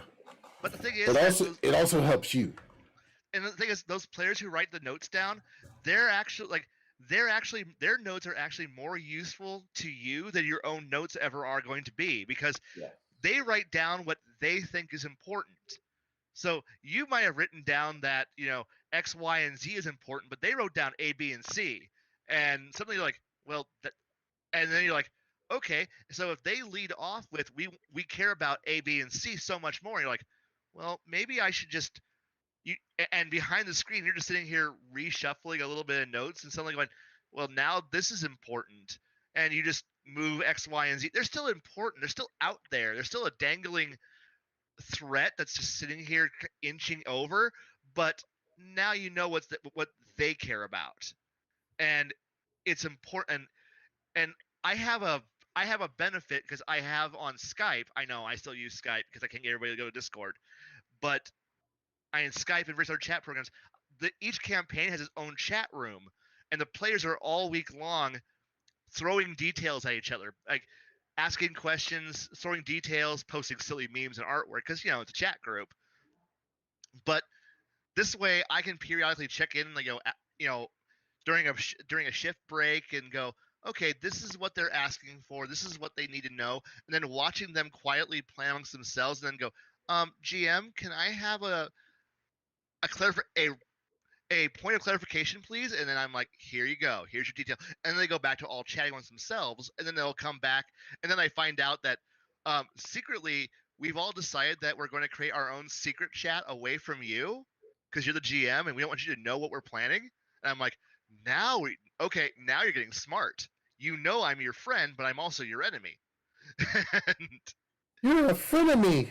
yes, I'm I'm the friend who wants to kill them, and it's great because now they've all been like conspiring in quiet, and then purely putting their head in like going, GM, can we? What's going on in this one area? This is what's going on. Okay, see ya.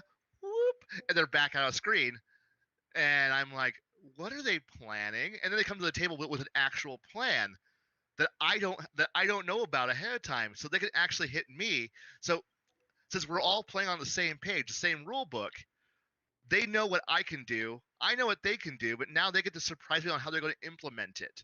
And now it becomes an actual fun bit of double blind game going on here, where they get to be tricky, but on my terms. And it's just like the game takes it on a second layer, a second level, and it's actually an interesting experience. But the thing is, that experience happens because you've encouraged your players to all chat outside of game, and that chat becomes a log, a notebook. Like one of my players, he actually has been keeping notes in a log of every game pertinent and bit of information that I've written for my world for like the last 8 years in a file. And I keep asking him, go, can you just give me that file? And he goes, no. I'm like, why? Because it's all your information. Yes, but I want my information so I can cross-reference my notes. And he goes, no, that's dangerous. And I'm like, give me my notes. And he's also he's also like the chronicler and historian of all my campaigns. So yeah, he does send me my notes periodically, but every once in a while he goes, why are you asking for all this information? Don't you know it? I do, but I want to know what you know. Give me your files. And he says, "He goes, I'm redacting them. You know that right now." And he's sitting here like redacting all of my own information to get it back to me. And go, you can't declassify my own information. I'm cleared for this shit. I wrote it. You have a search function too. I hate you. I really hate you. Max is like, I did not get a notification. I'll tell you what, Max, I'm sorry. You were not. Make sure you hit the bell. Yeah. Got to hit the bell. The Liao didn't. The Capellans didn't inform you. We're sorry. This is a time where I also throw the invite for tonight's stream in the chat. So if you want to jump in here and give your own thoughts and discuss things like, game prep and what you do before that, before the people hit the butts hit the seats, jump on in. The thing is that do you know how long go ahead. Do you know how long it takes to get a FOIA request back? Yeah, it takes forever. And yes, the Maskarovka is infallible. It's just slow at getting it back to you when you need it the most.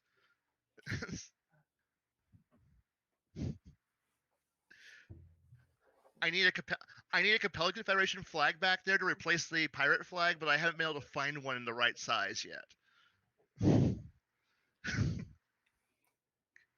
Kurt hits on an important point. When you have certain players in your table, you do need to be more anticipatory of what's going to happen. Oh yeah, because things will happen that you have no control over as a GM. Your players, if they're talking to each other between sessions, first off, good, because that's the mark of a good game. When the players are talking about the game you run between days, you're doing fine. You're doing everything you're supposed to. Anyway. Ooh. I see I want that CC flag so badly. So, yeah, I don't know. I'm thinking of all the other things I wanted to say about tonight's game topic because, we kind of live for this to where we're like, okay, it's almost game day. What are we gonna do? What are we gonna do for this? And I'm kind of out. I'm kind of not tapped, but the things that were on my mind about that topic, we've hit. Yeah, like we covered it. for me, I did, and Are we? it's always nice to do that, but I want to make sure that, like, okay, I know that there's other people in the chat that want to probably talk about their continuing things, or Blaine. No. No. Don't let me go. Just put me on a leash. I'm good. I'm good. Garrett, Garrett, what else? How else do you prepare for the big game day? I mean, I pretty much, I'm tapped on this subject too. I'm sorry, I didn't mean to get tapped so fast, but like after Come about an on. hour, and then I had 3 minutes where I'm talking and my microphone's on mute. It was like the best Shakespeare we'll never read. Anyway, um, go So ahead, this Blaine. is I'm this not just trying to fill time, but I know is you this just a have things to tribute? say. But oh no. Well, shit. Like I said, my prepping is legitimately either audio. Like I'll admit, it, half my prep is listening to an audiobook as I go and go. That's an interesting concept. Mentally note that.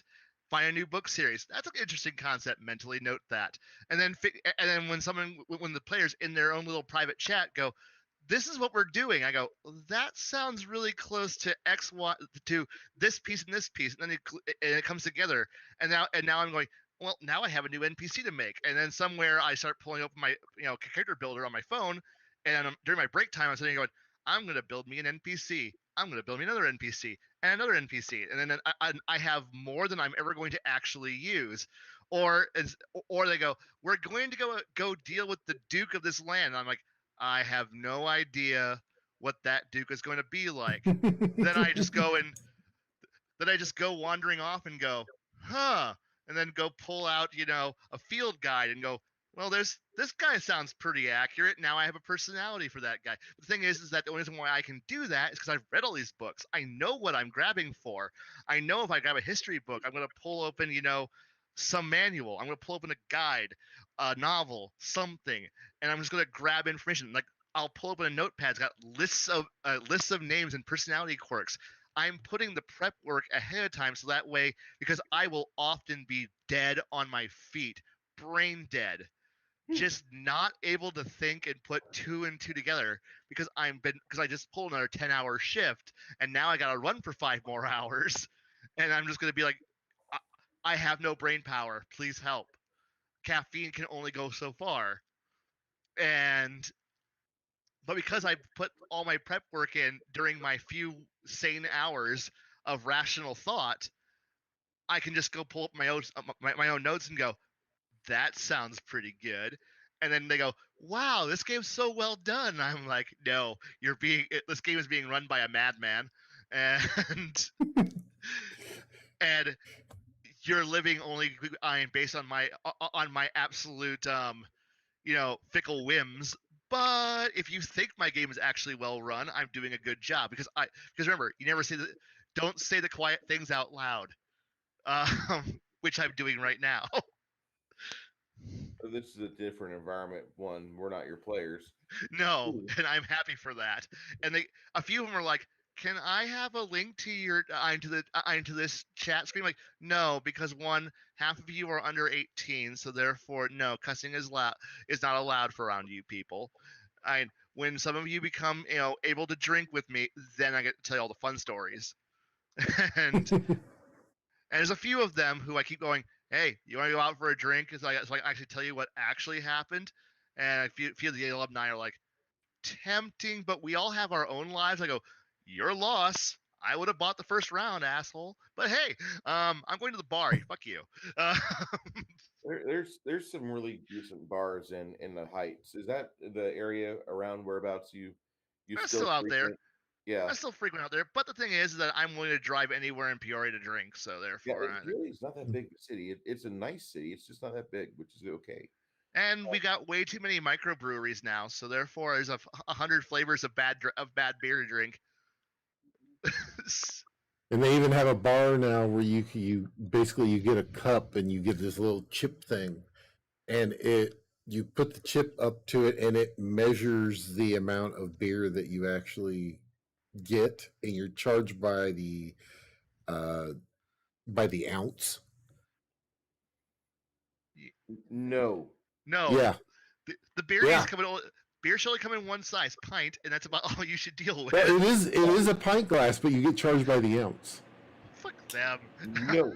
You're a bad bar. Do not Bad bar. do But- not re- but do not the- receive further operations. The plus side is it is near a game store. So Which one? Which one? Cabbages. Okay. All right. There's actually a couple Still going, bars. right? So, huh? Just for fun, it's still going there, right? Yeah, it's still going. Yes. Now, It's still- now Mike no longer runs that one, correct?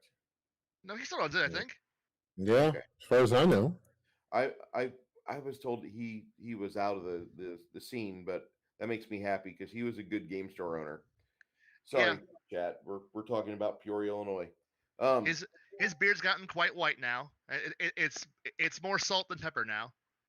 I totally understand this. I didn't mean for that to happen either. No I woke worries. up one day and I got up and my back popped, and then I sneezed and I felt my sternum disconnect, and I realized I was old. Yup. So It's like- go ahead. Periodically, I keep wanting because the fun part is like, and I miss doing this because like I used to have a group I ran for who we were like, where we all gamed at my place, but then we all would go, you know what? It's like 6 in the evening. You all want to go out to the bar and continue and like find a table in the back corner and just talk, kind of game. AKA someone pack some dice if we need it, but we're just gonna go back and just bitch, and we all end up in the back corner of the bar, and we're still kind of playing, but it's more like 4 or 5 drinks later, it's just simply going fuck you, and the game becomes a lot more interesting. But I miss I miss being able to just relax and not have to be the guy in charge and just go, nah, I'm just gonna have some fun and just like world build, world think, contemplate some weird esoteric idea and have someone go, give me some bar thoughts. Those are the best thoughts because your mind is no longer like you're more relaxed and you start thinking about stupid, strange details, and that's fantastic. I want that, but I need to find players and or GMs who want to go out drinking on like a Friday night or something.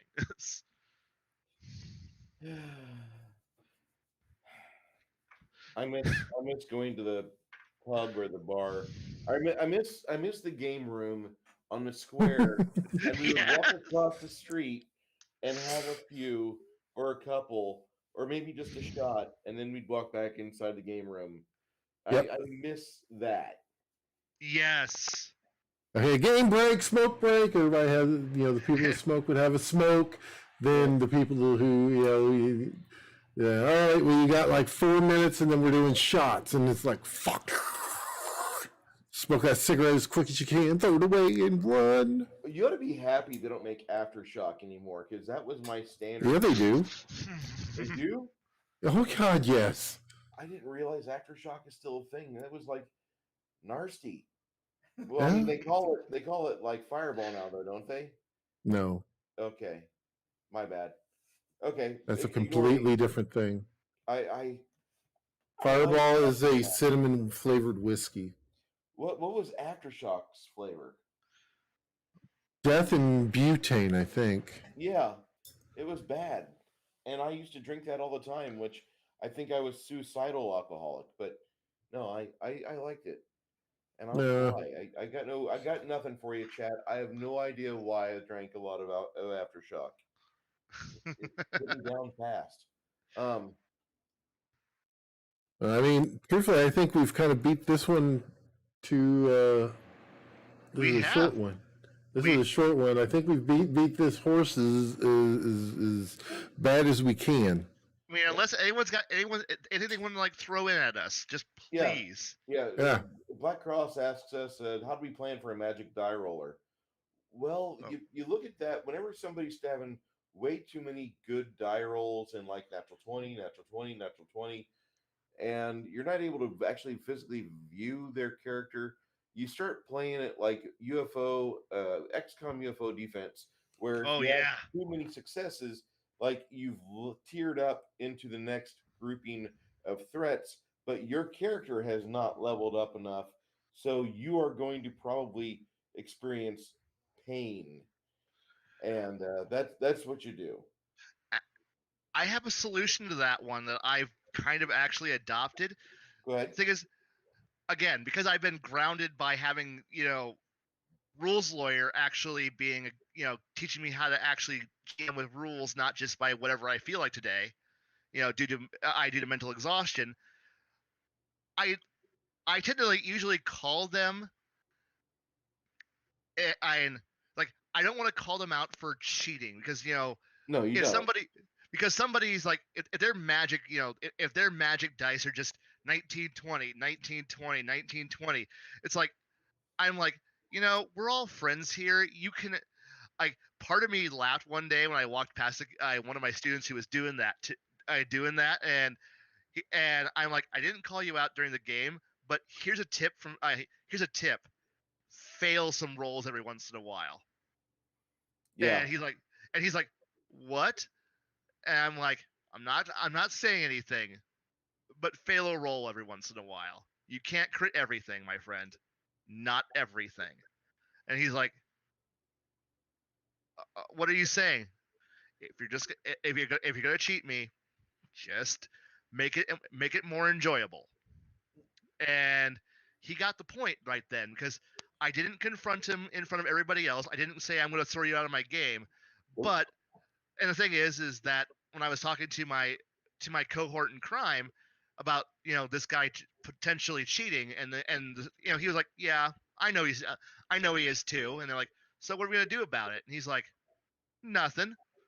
And I'm like, all right, because all he's telling me is that if everybody's going to actually play with the rules, play by the rules, and let the dice actually determine their fates, go ahead. We're all playing the game. We're all having fun. But the moment you had that one player who is, like digitally weighted dice or rigged dice, I've seen players who've had both. I had one player have a joke set of dice, and he actually admitted that he accidentally started rolling the joke dice, the ones that only had the 20 on the faces. Well, where half the dice are all like 16, 17, 18, 19, 20, 1, 2, 3, 4, and there was nothing else in between. And he admitted to me afterwards going, oh, I'm sorry, I didn't mean to roll the wrong dice. And I'm like, at least you admitted it. Don't do it again. And he's like, all right. But that player who was using, weighted dice or rigged dice rollers or rigged digital rollers, at that point, you just kind of go, well, he stopped playing the actual game. He's starting to go into more storyteller, more narrative-based games. And I hate to inform most of my players, but I've read a book called Amber. I am all about diceless role-playing. And if you want to go into diceless role-playing, I know it way too well. And I will, and that game is a horrifyingly unfair, badly written game engine that's all about screwing people over. And that book is all about screwing people over. And once somebody brings in, I'm going to just make up what I'm doing and always succeed, well, guess what? The game changes. I'm not changing it for everybody else, but I'm changing it for you. But I'm not going to tell you I'm changing it because I've already warned you. And you should, and trust me, I've been around some grade A class cheats, people who are damn good at it, and they know how to hide their dice rolling. They know how to avalanche. They know how to bounce dice to get better dice rolls. They know how to roll and hide. They know how to conceal. Trust me, I've seen enough cheaters over the years. I've been playing long enough. I've seen card sharks, pool sharks, dice rollers, people who can rig things. I've seen it. I can tell. But I'm not going to call them out. If they want to play the game differently, I'm not throwing them out, but I'm not going to ruin everybody else's fun because of them. And so things are going to become a little harder for them, a little more challenging. Things are going to hit them, focus on them, and it's going to be interesting for them in ways that they can't realize or they won't. Okay. Yeah. To speak to Go ahead, Curtis directly, I have seen him when he talks about magic dice. It's any die he touches, because he will actually switch out dice every time he rolls, and he is consistent with what he rolls every time. Yes. It's scary. Okay. I gotta say hello to my co-host or the primary host in our Sunday stream, Mocking Draws. If you guys want to stop by his channel on Sundays at 2:30 Central Standard Time or 12:30 California Time Pacific, you want to check it out. He draws what we call the CSF Nation. He has a really good chat, lots of good merch, and he has always good guests and some rockin' intro and outro tunes, I might say. Awesome. Okay. So I've never known that about Kurt. I just know him from playing on the web, and No, yeah. he always seems to roll high. I think maybe 94% ratio over 15 on the D20. Yeah, Hey, and if Just he's good. one of the ones that's legit with it. Yeah. hey, cool. Some people are born lucky. Cool. Enjoy them, because you know what? Every story needs to have a protagonist, and the guy who always succeeds, that's your protagonist. Yeah, And that's your bad guy right there. The guy that or always is hitting home runs. That's the one you got to look out for. yeah, and you know what? Sometimes sometimes if someone's dice rolls make them the either encourage the player who just rolls really well all the time to be like the bedrock, the character who's just the dependable one, or encourage them to stand out in the front and be like, congratulations, you're now protagonist or you're bedrock, and those are your two roles, and try to aim for that direction to push them in, and that's cool. I Look, some people are just born lucky, and I love when I get one of them at the table. Unfortunately, there's people who want to pass off being magic dice, and I'm going, Oh yeah. no, you're cheating, and I know you are, because you're not even a very good cheat. Because at least know when to fake it, know when to fake a failure, so that way you throw everybody else off on the fact that you're cheating. I mean, don't con a con man here. I've been GMing for too long. I'm a master con man. You got to be a con man to be a GM. So Yeah. True story, Seven Strangers Loft. We're probably going to wrap this commentary up, but we hope that you guys learned something or at least enjoyed our banter together. And it is I banter. it is, and I really am digging this stream. But I do want to know, Garrett, Blaine, what do we want to talk about next week? Well, we're not talking about anything next week. It's Thanksgiving. Yes. Boo. Turkey Day, my one day off. I'm going to enjoy this month. And truthfully, I'm not sure about the second because I may be still recuperating from a hangover. We'll deal. We'll find something. Yeah, we'll figure it out. We'll figure it out on the second. Don't Or worry. or we can always just, if we get a good idea in the next week or so from the chat comments, we might just grab that too. About that. Yeah. Sorry about that, John. We did start the stream at 7:30 Central Standard Time, and I thought we did pretty well. We adhered to the rules that we try to lay down, where we want to focus on this discussion topic, and Or at least the first half hour, yes. yeah. Which is mostly Blaine. I'm sorry. But I encourage him to talk because I've I've got a channel that's 10 years old or 11 years old. You've seen me run games. You've seen things go right for me. You've seen things go horribly wrong. And I draw a blank sometimes, even though I could just go back 7 years. Oh wait, here's my discussion topic that I could totally just cut and paste. And don't worry about the fact I have black hair in this one. But yeah, this is our video for 2021. No, I'm not going to do that to you. But I want to I want to provide things that provide content to players and to people on the web. And Blaine, God bless you, but you don't have a channel and you've got a lot of things to say. I have a webcam I bought in 2010 and a headset I've had for years. I have no high tech, and I've always had roommates. So until this last year, I've never had the time to think about a channel. I have like 100 ideas for like rambling on endlessly, but time. So Yeah. this is a great opportunity for me to at least talk to people and Yeah. hand out information at your guys' prodding. Yeah, and the thing is that you are always you're for my purposes as I want to have a good panel. You're always complicit in the fact that like you'll be there, you'll be concise, you expound on things, and whenever you're able to just go off the leash and just run full bore at the fence, you do. I do. You just go straight for it. And I want to suggest you check out Legion of Myth on Sundays at 1 p.m. Central Standard Time. And I know that may conflict with other streams going on or other things going on, but I think that Max and Heathen Dog are going to be doing more to involve their chat. Although the chat people are telling Max, no, we come for the content. You have good stuff, and we want you to rant more. And he's like, but, but, and they're like, we want you to rant more. Hey, if I can find a gap in my day, if my Sunday can stay empty enough to make it, I'll make it because I like listening to their streams. I really do when I can. Yeah. They usually end up being played in the background while I'm driving, but yes.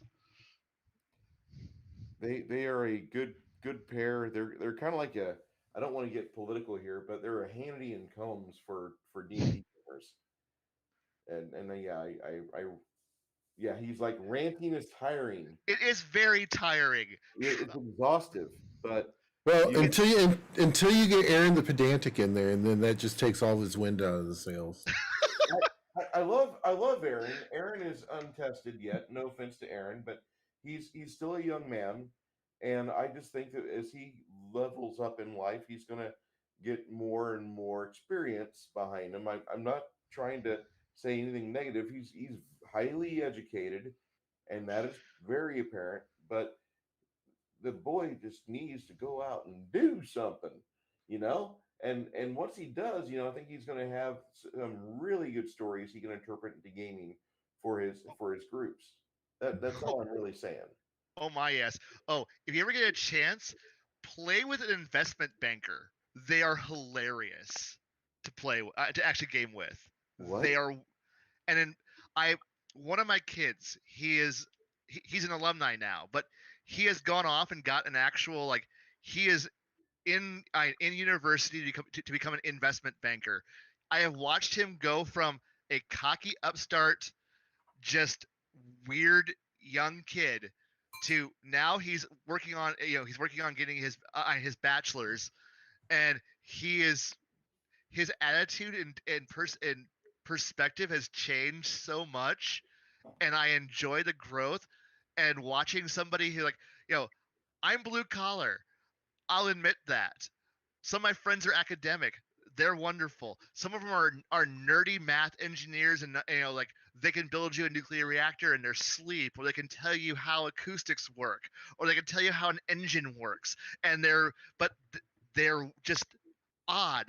I had one of my friends who he is now a clinical psychologist. He is not there to tell you, what's wrong with you. He's there to watch you from a one-way mirror in a lab coat and go, good, shock him again. That was a fun experience. That was a fun player to play with. But this guy is bringing a whole new like he's like bringing like this weird new idea of like cost, like return on investments and cost benefit analysis to actions. And suddenly we're all like, no. Figure out our budget. He's sitting here going, okay, so, and he takes this weird, almost clinical mentality to most of us like treasure. It's this thing that we earn and then we spend on this. And he sits down and goes, no, I have worked out how we're going to maximize our income for the next and we're like, no. We're just gonna give all our money to that guy, and he's gonna handle all of our funding. And he's just like, I'm gonna pocket 10%. 10%. No. We expect that. you're our investment banker. That's your share. He goes, you're smart. And it's fun. Like, so it's fun bringing new people and new perspectives and new professions that we don't normally get when we're used to just playing role-playing games. Like, we're all just like, most of us, like, much like how the game room was, as I think how one person put it, a VFW hall with dice trays. Gave an interesting perspective that corrupted me, and then I went on and had more academics, and then I had more blue collars, and like this weird. But now, since I work with a private school, I get a lot of really weird upper end professions who are now being shown what gaming is, and they're bringing new takes on things that are just odd, and I love it.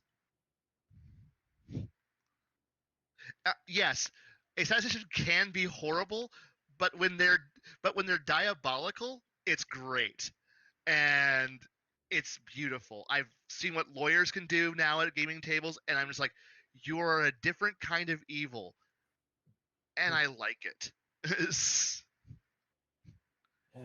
Also, never play Dungeons and Dragons with a diplomat. Just do not. Like, and retired ambassadors are not allowed to play D&D. That is not a good experience. You will hate it. Hey, All right, guys. Well, we are at that. Let me get a diplomacy game going. Oh no. Yes and no. But the first job is to go and crush the diplomat before he gets to play.